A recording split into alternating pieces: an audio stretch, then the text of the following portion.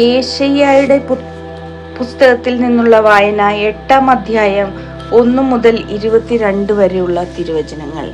യേശയ്യായുടെ പുത്രൻ. കർത്താവ് എന്നോട് അരുളി ചെയ്തു, വലിയ ഒരു ഫലകമെടുത്ത് സാധാരണമായ അക്ഷരത്തിൽ മാഹേർഷലാൽ ഹസ് ബാസ് എന്ന് ആലേഖനം ചെയ്യുക. പുരോഹിതനായ ഊറിയയെയും ജബറിക്കയുടെ പുത്രനായ സഖറിയായെയും ഞാൻ വിശ്വസ്ത സാക്ഷികളാക്കി ഇത് രേഖപ്പെടുത്താൻ വിളിച്ചു. ഞാൻ പ്രവാചികയെ സമീപിക്കുകയും അവൾ ഗർഭം ധരിച്ച ഒരു പുത്രനെ പ്രസവിക്കുകയും ചെയ്തു. കർത്താവ് എന്നോട് അരുളി ചെയ്തു, അവന് മാഹർഷലാൽ ഹഷ്ബാസ് എന്ന് പേരിടുക. എന്തെന്നാൽ ഈ ശിശു അപ്പ അമ്മ എന്ന് വിളിക്കാൻ പ്രായമാകുന്നതിനു മുമ്പ് ദമാസ്കസിന്റെ ധനവും സമരിയയുടെ കൊള്ളസ്വത്തും അസീറിയ രാജാവ് കൊണ്ടുപോകും. കർത്താവ് വീണ്ടും അരുളി ചെയ്തു, ഈ ജനം പ്രശാന്തമായി ഒഴുകുന്ന ഷീലോവയെ നിരസിച്ച് റെസിന്റെയും റെമാലിന്റെയും പുത്രന്റെയും മുൻപിൽ വിറയ്ക്കുന്നത് കൊണ്ട് കർത്താവ് ശക്തമായി നിറഞ്ഞൊഴുകുന്ന നദിയെ, അസീറിയ രാജാവിനെ സർവപ്രതാപത്തോടും കൂടെ അവർക്കെതിരെ തിരിച്ചുവിടും. ആ പ്രവാഹം അതിൻ്റെ എല്ലാ തോടുകളിലും കരകവിഞ്ഞ് ഒഴുകും. അത് യൂദായിലേക്ക് കടന്ന് കവിഞ്ഞൊഴുകി കഴുത്തോളം എത്തും. ഇമ്മാനുവേലെ, അതിൻ്റെ വിടർത്തിയ ചിറകുകൾ നിന്റെ രാജ്യത്തെ ആകെ മൂടിക്കളയും. ജനതകളെ തകരുവിൻ, പേടിച്ച് വിറയ്ക്കുവിൻ, വിദൂര രാജ്യങ്ങളെ ശ്രദ്ധിക്കുവിൻ, അരമുറുക്കുവിൻ, സംഭ്രമിക്കുവിൻ. അതെ, അരമുറുക്കുവിൻ, സംഭ്രമിക്കുവിൻ. നിങ്ങൾ കൂടി ആലോചിച്ചു കൊള്ളുവിൻ, അത് നിഷ്ഫലമായി തീരും.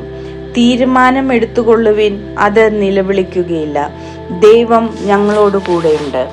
പ്രവാചകന് മുന്നറിയിപ്പ്.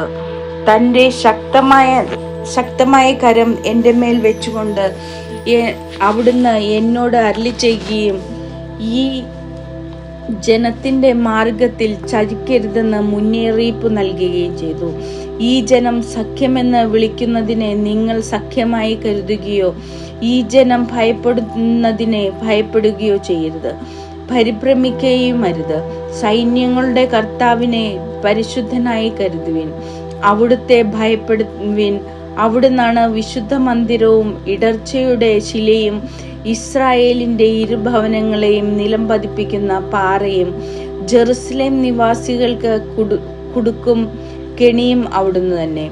അനേകർ അതിൻ്റെ മേൽ തട്ടി വീണു തകർന്നു പോവുകയും കെണിയിൽ കുരുങ്ങി പിടിക്കപ്പെടുകയും ചെയ്യും. ഈ സാക്ഷ്യം ഭദ്രമായി സൂക്ഷിക്കുകയും ഈ പ്രബോധനം തൻ്റെ ശിഷ്യരുടെ ഇടയിൽ മുദ്ര വെച്ചുറപ്പിക്കുകയും ചെയ്യുക.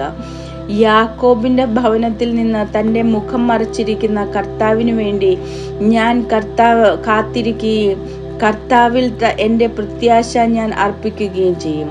ഞാനും കർത്താവ് എനിക്ക് നൽകിയ സന്താനങ്ങളും സിയോൻ പർവ്വതത്തിൽ വസിക്കുന്ന സൈന്യങ്ങളുടെ കർത്താവിൽ നിന്നുള്ള ഇസ്രായേലിലെ അടയാളങ്ങളും അത്ഭുതങ്ങളും ആയിരിക്കും. അവർ നിങ്ങളോട് വെളിച്ചപ്പാടന്മാരോടും ചിലയ്ക്കുകയും ഒച്ചയുണ്ടാക്കുകയും ചെയ്യുന്ന മന്ത്രവാദികളോടും ആരായുവിൻ എന്ന് പറയും. ജനം തങ്ങളുടെ ദേവന്മാരോട് ആരായുന്നില്ലേ? ജീവിക്കുന്നവർക്ക് വേണ്ടി മരിച്ചവരോട് ആരായുകയില്ലേ എന്ന് ചോദിക്കും.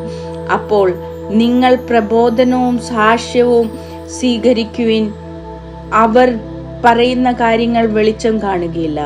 അവർ അത്യധികം കഷ്ടപ്പെടും.